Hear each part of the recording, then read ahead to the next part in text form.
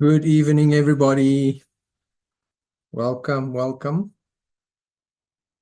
As I'm admitting people, please make sure you're on mute. It's just going to be easier. Otherwise, the communication is a bit rough. You can switch camera on or off, but you can mute if you want. And then in the comment box, just thumbs up if you can hear me, please. In the chat box, because I'm sure everybody can hear me. I'd just like to get some feedback if everybody can hear me. We'll give some time for people to come in, a couple of minutes. Thank you. Thank you, Rana. Thank you. Thanks. And let's go admit a couple of people here still. And while we are waiting, please make sure you've got like a piece of paper handy. It can be an A4, A5 is a bit small, and a pen. Because we're going to go through tonight's process, and it will be nice to just have a pen and a piece of paper so you can see what it actually does and how we actually get to this. Thank you, guys. Thank you for letting me know it's working.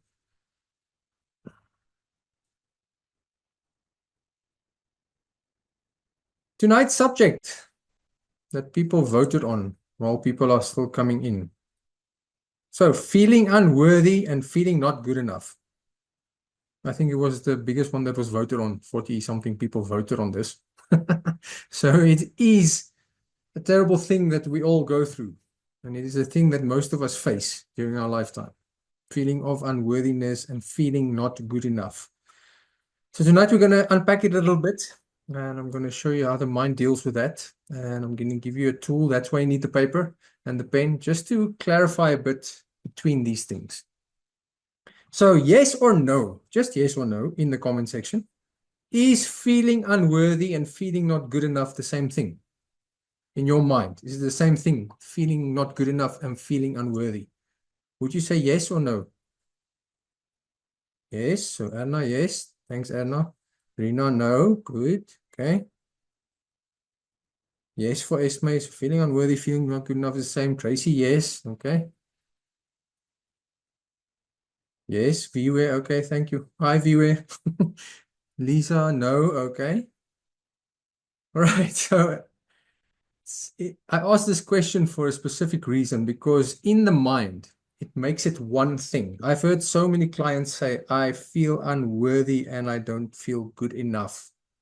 But those of you that said no, it is not the same thing. All right.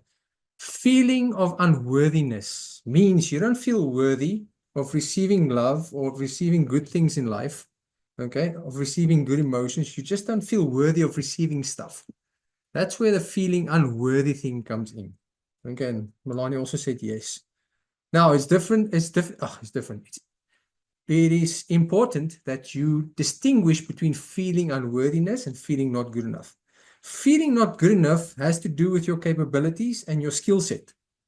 Okay, so if you don't feel good enough, if you tell yourself feeling unworthy and good enough is in the same basket, you are doing yourself a disservice. So we want to break it up into two sets first. Understand the difference between feeling unworthy and feeling not good enough. So unworthiness related to not being able to accept good things in life and not feeling worthy of receiving love and respect and all the good things that come in life.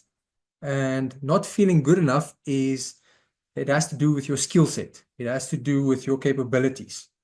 Okay, that is important to make the distinction. Why do we need to make the distinction? Because if you just throw those ingredients, you keep on telling yourself, I'm unworthy, I'm not good enough, the mind packs it all into one lump and you hit yourself double as hard. Okay, you don't want to do that. You want to actually separate the two. Now, when we say not good enough, that is confidence, right? That is something to do with our skill level, something to do with how we approach the world, whether it is your job, whether it's communication. It's a skill that you have that you don't feel good enough in applying. This one, a lot of people deal with this one. Feel like imposters, they don't feel good enough, feel it's just like I can't do this. But everybody has to start with something. And if you go and you delve in your life, everybody has a bit of confidence somewhere in their lives. It's not that you always don't feel good enough. That absolute doesn't happen. Okay, it's like saying it's always dark. Doesn't happen in the realm of the mind, doesn't happen in the realm of reality, doesn't happen in this universe. Okay, so when you say you don't feel good enough, you must go find out in which parts of your life you have confidence. Some people have confidence in raising children. Some people have confidence in making food. Some people have confidence in taking care of animals. At work, they might not have confidence. They might come over as confident, but they feel lacking. But there's a place in your life where you have confidence. Everybody has a little place. It can be the simplest thing. And if you can't find something to do you have confidence going to the toilet? Okay. That's just a funny example, but it is important to understand that you have something in your life that you feel confidence in doing. Nobody has to tell you how to do it. You just do it. That feeling of confidence is what you must actually strive for. So when you start something new, whether it is a job, whether it's an interview, when you're studying, whatever it is, and you don't feel good enough to do that, remind yourself that it's not an absolute. Everybody was a beginner at some stage in their life with something.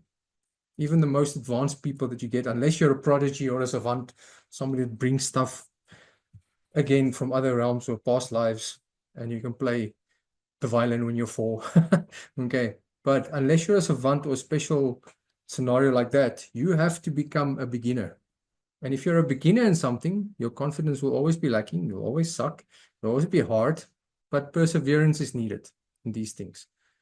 So feeling not good enough related to your skills and your capabilities, that is a bit easier to work on than the feeling of unworthiness. Why? Because unworthiness relates to childhood trauma, relates to what you've been taught surrounding relationships and love and all these things that you think you can have. For instance, somebody might not be good at something, but they might still feel that they deserve love and they deserve respect and they deserve the good things in life. So the feeling of unworthiness is a bit more difficult to work with, right? But a good question to ask is, which person or persons or people made you feel unworthy? Where did you feel that you were rejected? Where did you feel that you did not have the capability of feeling love and being accepted? Right? Usually it happens in childhood, right? That's where we learn. That's where we gain these things. That's where we learn whether our problems are more important or not, whether we are important or not, whether we are heard, whether we are accepted, whether we are loved and understood. If that goes awry, something in your life, then you're going to feel unworthy. So make sure you understand the distinction. So good question to ask. If these people made you feel unworthy, right, what would you do for yourself to make yourself feel worthy? Okay. That's a funny question to ask, because if you ask yourself, what would I do for myself to make myself feel worthy if I'm in an unworthy state? It's like the cycle that happens, but it's a good question to ask because you break that cycle. And whatever comes up for you, that's important. Okay. If you feel worthy enough, would you write yourself a poem? Would you hug an animal? What would you do, okay, to feel that worthiness, to get that capability of feeling worthy? Right. It's important to understand that. So on your pieces of paper, we are going to do a little exercise quickly that will help the mind to distinguish between the unworthy feelings, the not good enough, to place them in files and to actually get you clarity on more or less what it is you do and how you do it. Okay. So I'm going to show you this quickly. Let me just see if the camera picks up. So on a piece of paper, you see there's 3 circles like this.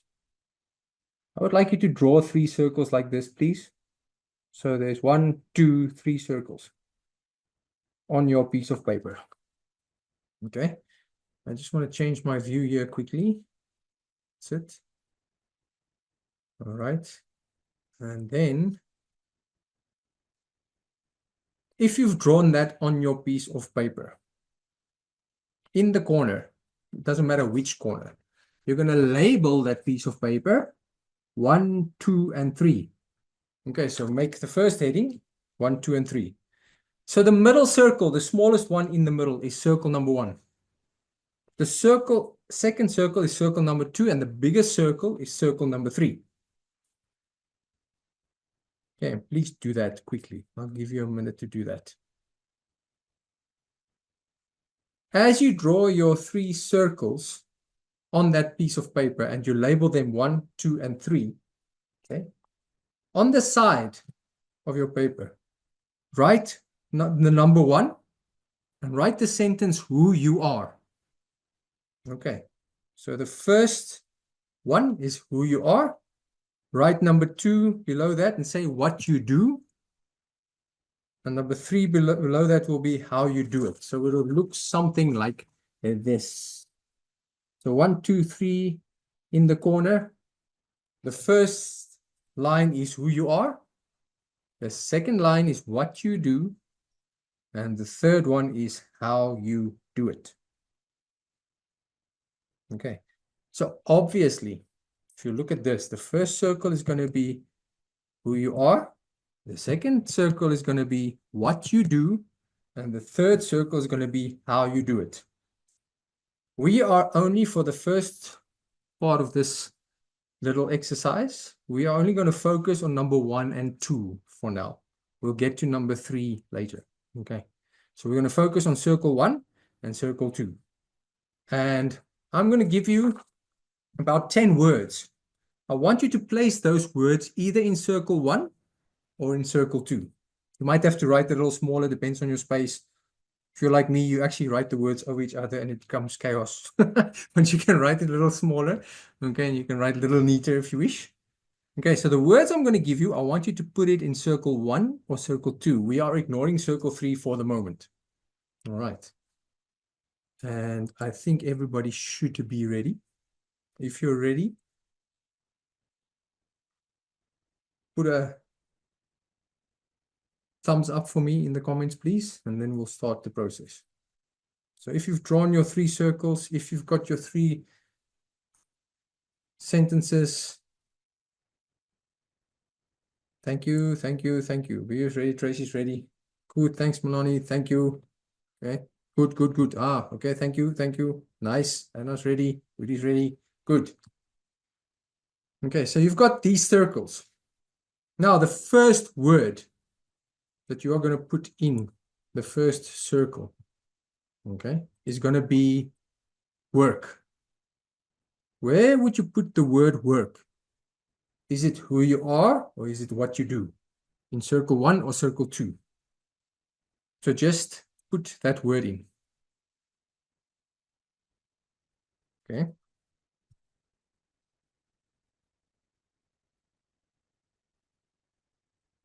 Second word is relationships. When you have a relationship, either with the universe, with people, with animals, relationships, where would you put relationships? In circle 1 or circle 2?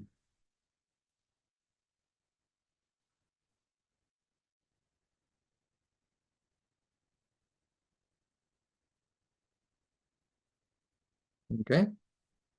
Third word, love. Where would you put the word love? Circle 1 or circle 2?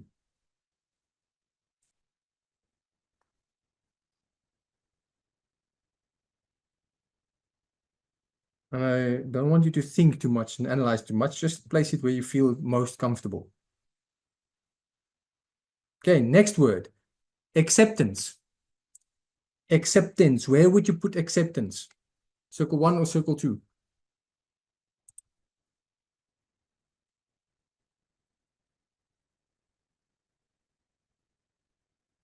That who you are, or is that what you do? Okay. Word number 5, anger. Where would you put anger? Circle 1 or circle 2?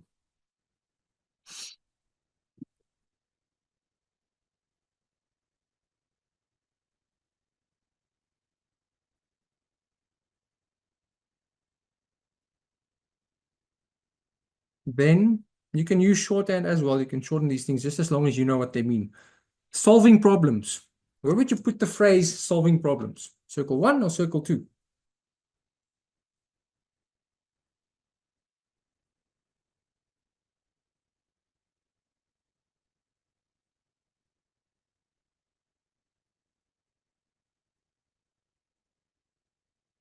Next word, knowledge.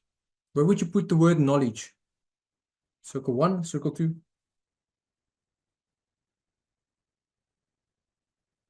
3 words to go if you're worrying about your space.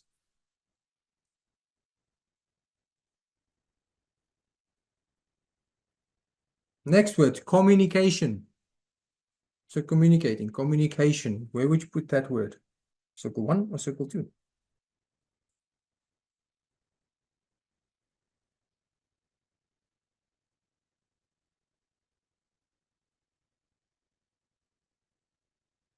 Okay, next word. Memory. Where would you put memory?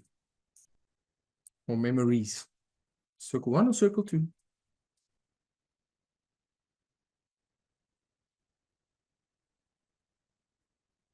And then the last one, confidence. Where would you put the word confidence? In circle 1 or circle 2?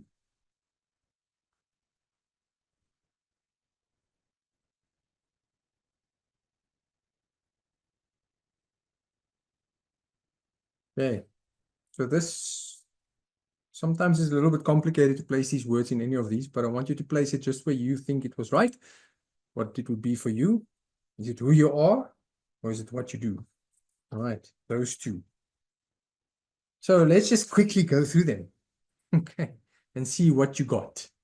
Okay, so in the chat box, circle 1 or circle 2, just type a 1 or a 2 for me in the chat box. Where did you put work?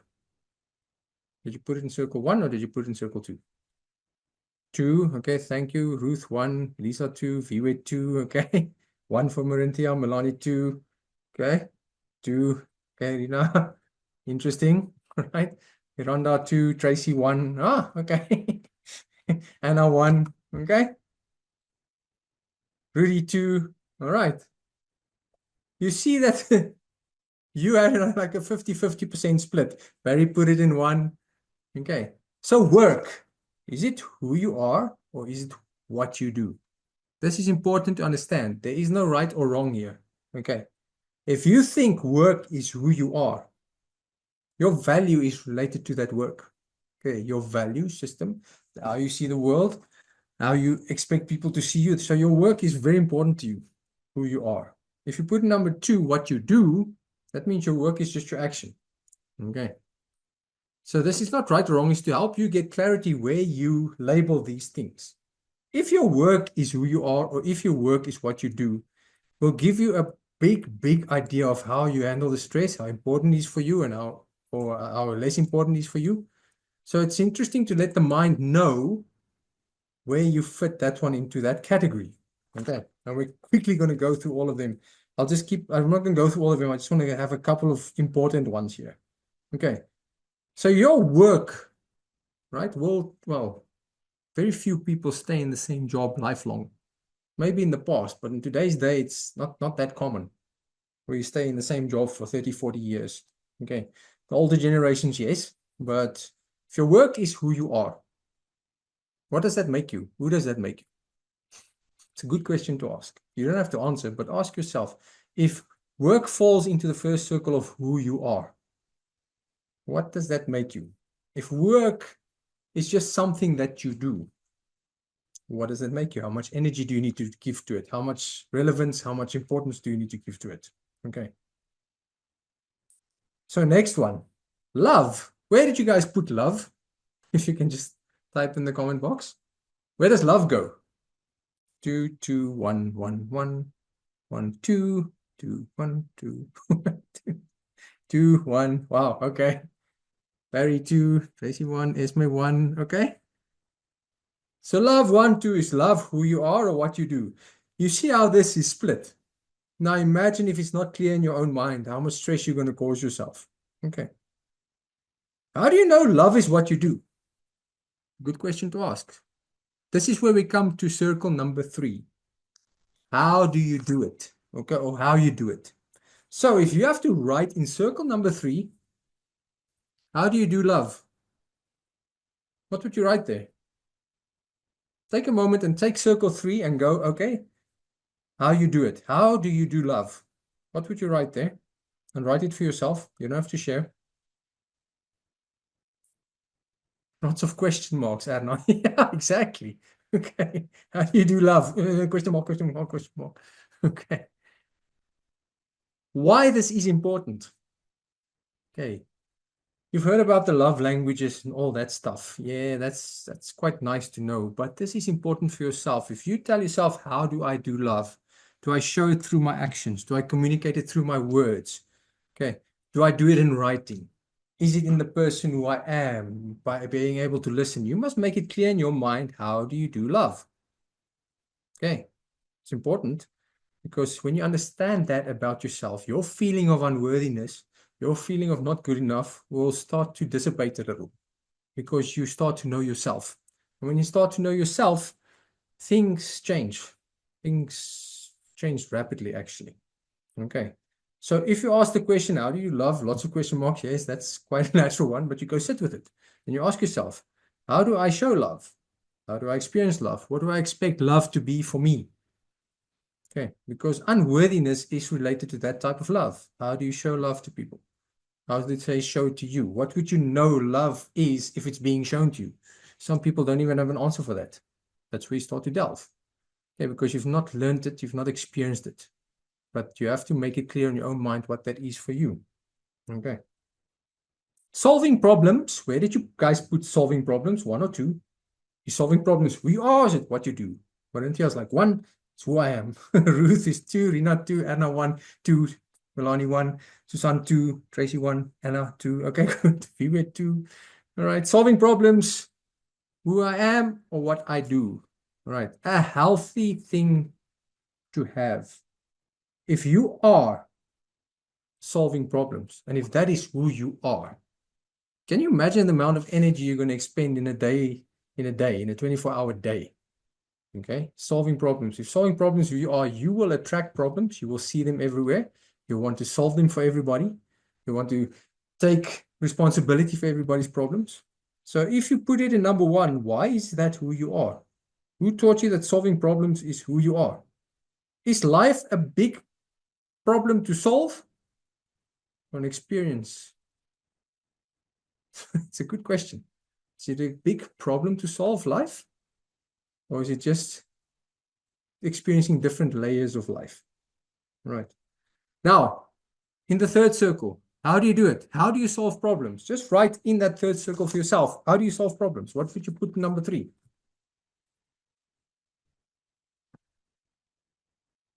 Just for yourself, write down. How do you solve problems? What is it that you do? How do you do it? Is it, for instance, your cognitive ability, your deductive reasoning, you're just taking action with certain things, skills that you have to solve problems? Okay. It's important to understand that difference. And whatever comes up there for you, doesn't matter. You just want to put it in that circle so you can come back to it. Doesn't have to be a lot. It can be succinct. It can be just to the straight to the point. So next one, communication. Where did you guys put communication? Is it who you are? Is it what you do? Let's see in the comments. Valentia, 2, 1, 1, 1. Okay. Who I am is communication. Who I am is communication. What I do, Rina. Tracy, what I do. Anna, 2. Okay. Susan, 2. Okay. All right. So some people think that they are communication. Some people think communication is what they do. Okay. It's important. I hope you start to get the gist of this exercise because so many people come to me and they say, I am impatient. I am angry. I am this. No, you are experiencing those things. What you are is a human being. What you do is you're having certain experiences and you are reacting to those experiences. Feeling of unworthiness, same thing. You are feeling it, so you're reacting towards it. Feeling not good enough. You are experiencing something with your skill set that's lacking, and you are responding or reacting to it. That's why we have to do this circle thinking and put it into different perspectives. Okay. So circle number 3, how do you do it? How do you communicate? Right there quickly. Just a couple of words. How do you communicate? Badly, terribly, confidently. How do I communicate? It's a good question to ask yourself. How do you communicate?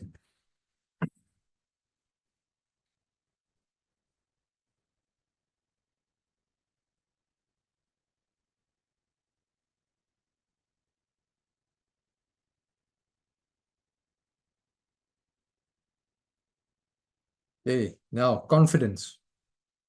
Where did you guys put confidence? Is it who you are or is it what you do? One or two? Hit the chat box. One.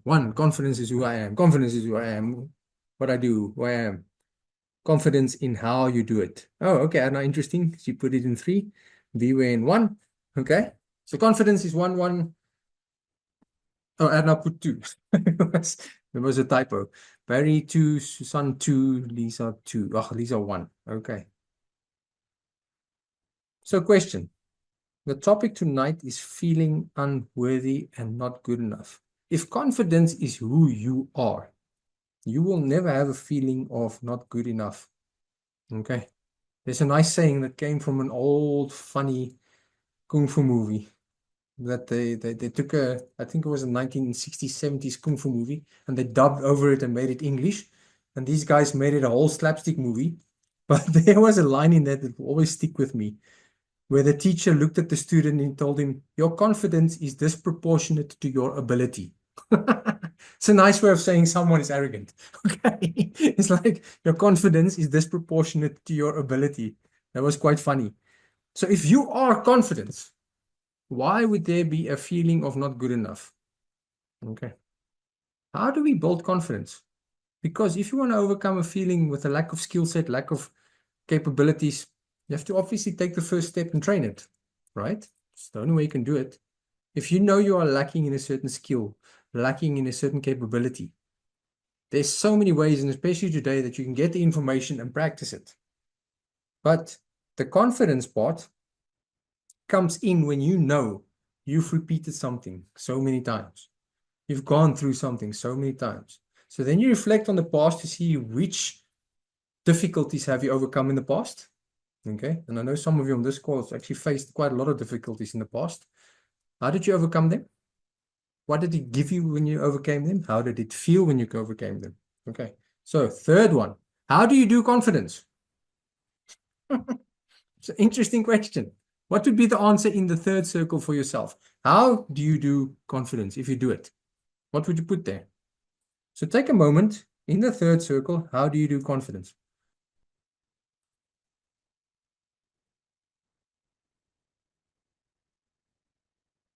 Interesting question.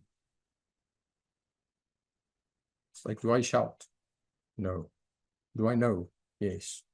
Do I apply what I know? Stuff like that. So you come, how do you do confidence? If you have to ask yourself, how do you do it? Put it in the third circle. Okay. So now that you've done the 1, 2, 3, and you go and you look at it, the mind can actually see how you place things. When you place things and there's understanding and there's acceptance. Now, people get the acceptance thing wrong sometimes. Okay.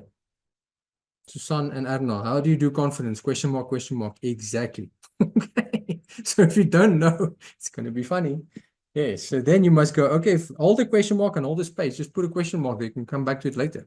So in the back of your mind, during the next week or next, whatever, next week, next month, hold it in the back of your head, that question, how do I do confidence?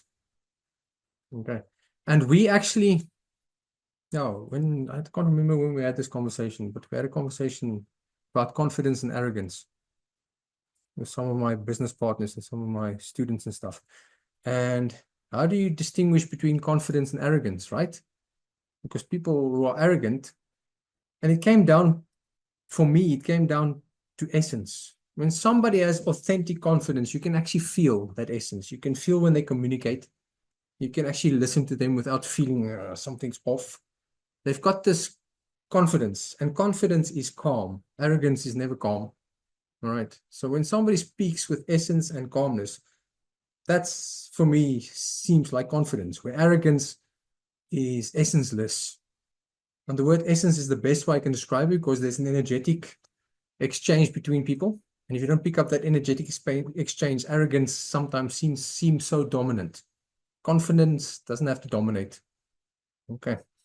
So if you put a question mark in number 3, keep it there. And in the back of your mind, just go through the week and go, so how do I do confidence? What does it look like? How would I know it's showing up in me, in other people? Right. It's an interesting question to ask. It's not an easy one, but it's an interesting one. So if you do these circles, okay, what happens to your mind and your demeanor All right? Does it freak out?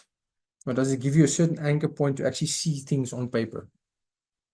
Right. It is an important thing to notice, because if you put these three circles together like this and you split up these words and these sentences and you understand yourself better, then you will understand where your feelings of unworthiness comes from.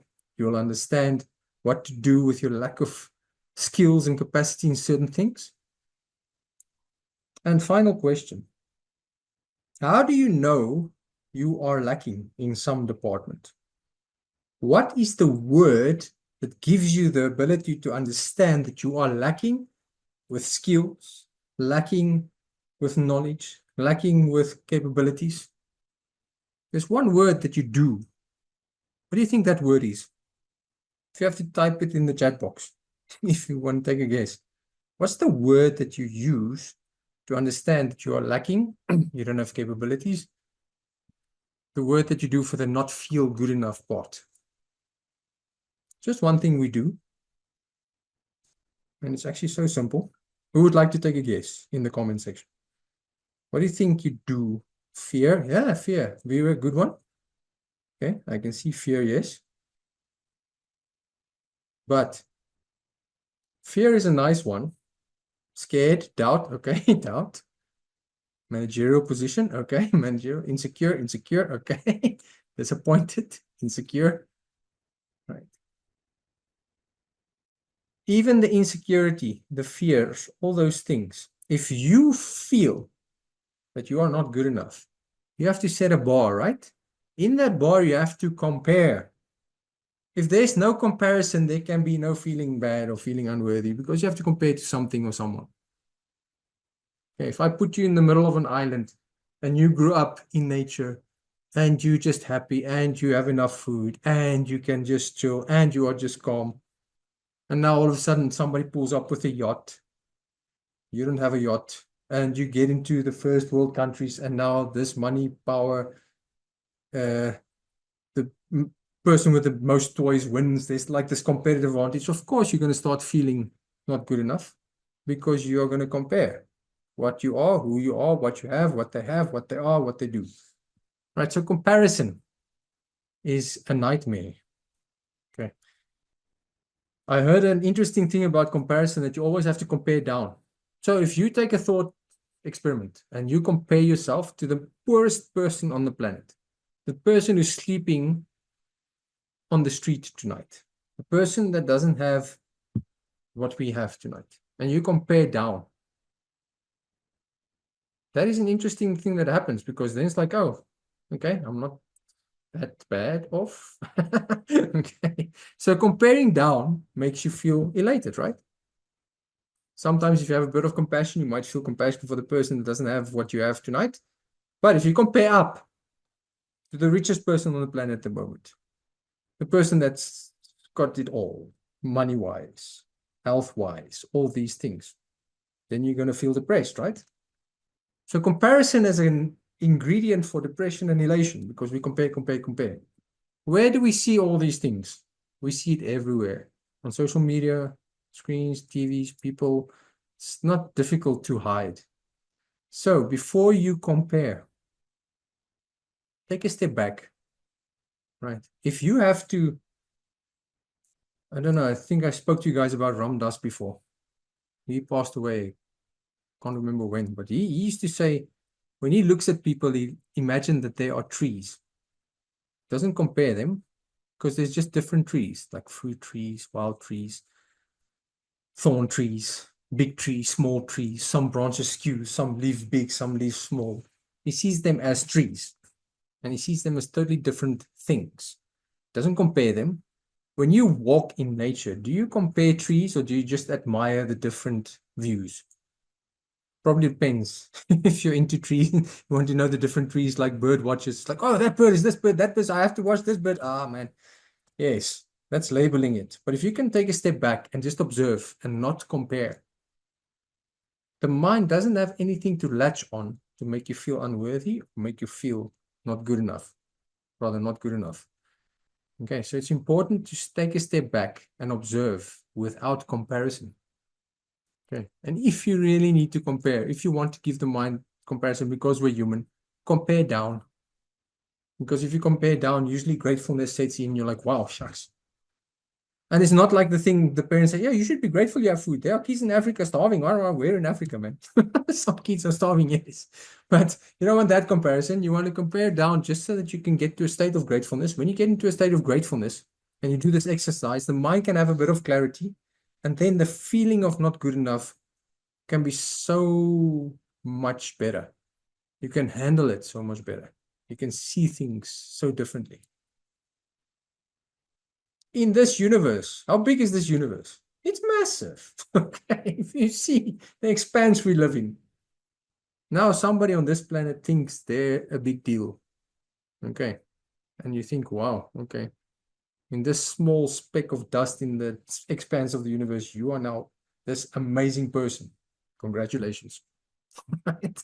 So stop comparing. It's the comparison that leads you to those things. The comparison leads you to disappointment, insecurities. Okay, fear is another thing. We are taught fear, but naturally so, because you have to judge what's going to harm you, right? So fear is just the thing that you have. It's a protective mechanism. It's not really something that will make you feel unworthy or make you feel not good enough. Just to protect you. If it's the source of your unworthiness, you feel not good enough, somebody actually hurt you, or you disappointed yourself in some other way, but that's okay. We cannot grow, and we can just accept fear and accept it that it's a feedback mechanism. All right. I hope this makes sense.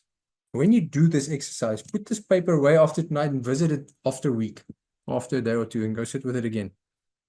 And then see if something has changed, and then write again.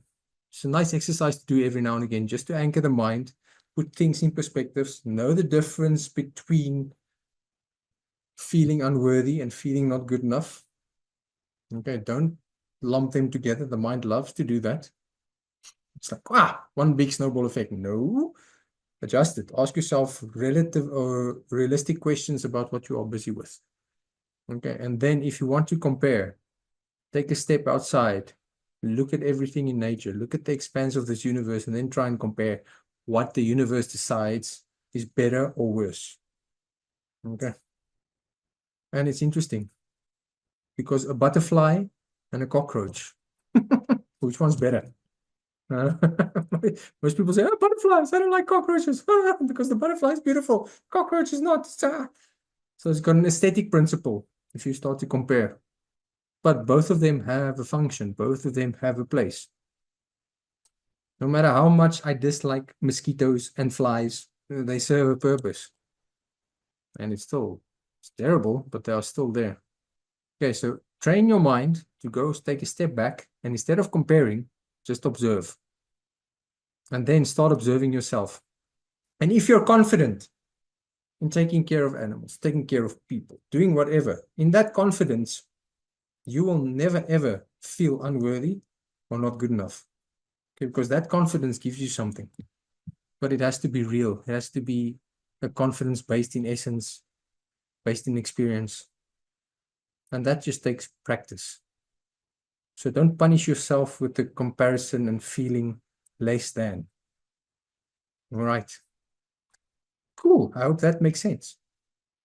We went over time a little bit, but this is important to place like this. I'll give a minute or two for any questions if you want to type a question or chat or ask something. But this should definitely help and assist if you do this exercise. It's actually a nice exercise to do every now and again. All right. Yes, it makes sense. Thank you. And you're welcome, viewer. Go play with it. It will definitely make a difference. And after you've done this, check in how you feel. What the body feels like once you've established that you can actually put these things, have a bit more control over the mind. Right. This is a lot of thinking. We'll revisit this. Yep. Good luck. Don't think too much. Just read it and then revisit and then read and revisit. All right. Cool, Anna. Thank you. If there are no other questions or comments, I hope you have a brilliant Sunday evening. And I hope you go enjoy your paper with your circles. And thank you for joining me this evening. May you have a wonderful evening and may you have a wonderful week ahead. Thanks, guys.